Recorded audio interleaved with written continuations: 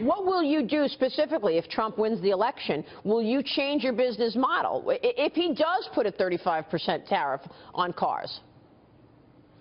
Well, it's a big hypothetical question, and, right now we're running the business for the long term. As always, we look at the business environment on a continuous basis, and if we see the business environment change, clearly we're going to have to understand what that means for our business. But, it's a big hypothetical. Let's get through November 8th, and let's see who wins, and then we'll go from there. All right, well, now we know, don't we? The Ford CEO is going to have to make do with a president, Donald Trump. Jeff Flock with the details and the reaction from Ford CEO Mark Fields now. Hey, Jeff. So let's go from there, Neil says. You say. Where are we now? We're at the LA Automobility Show.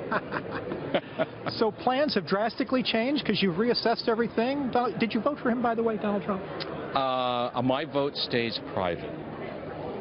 Where have we heard that before? Have you changed anything in terms of moving small car production to Mexico as a result of the election of Donald Trump? No, we're just implementing our business plan, and just like we're making investments in Mexico and moving our focus down there, our plans haven't changed to introduce two very important products into the plant that the focus is moving out of. And that's an important point. I mean, we can put up the numbers on how many jobs you've created here. We have graphics that show, you've spent a lot of money and creating jobs in the U.S.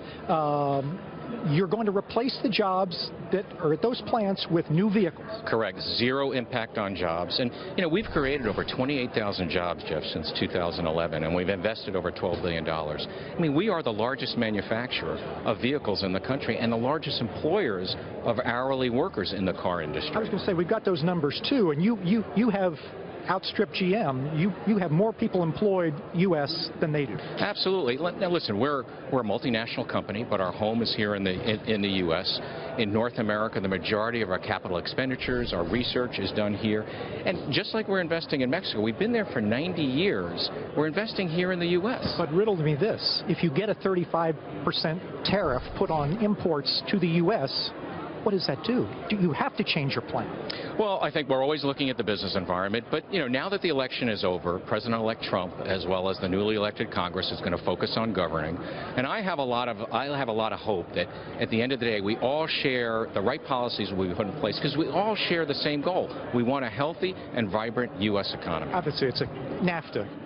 Tremendously complex. It kind of got dumbed down in the election, right? Well, NAFTA has been, it's been very good for the hemisphere versus other parts of the hemisphere.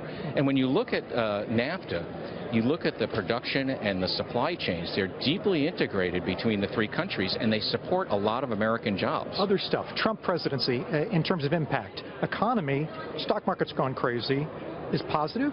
Well, I think it's always positive when investors feel encouraged. We'll have to see the policies that are put in place. From our standpoint, we're going to be continue to advocate currency rules, but also at the same... He said currency manipulator.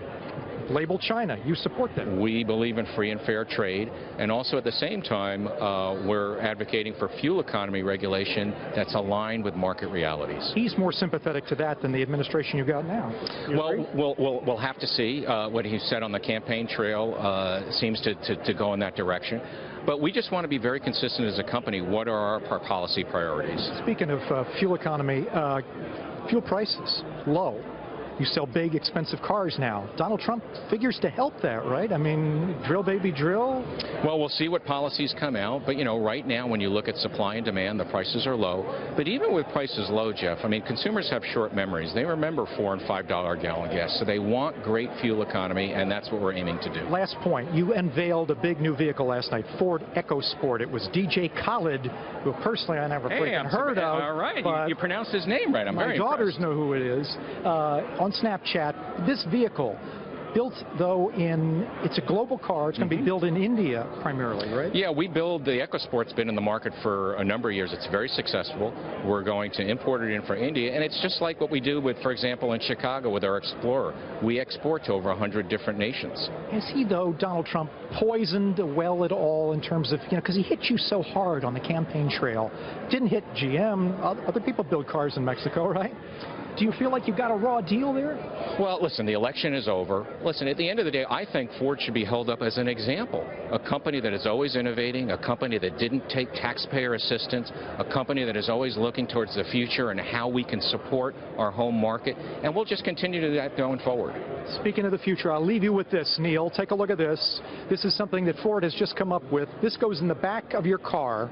It's called the Carry. And when you get where you're going, you stand on this thing, and it carries you somewhere else that you couldn't go in your car, right?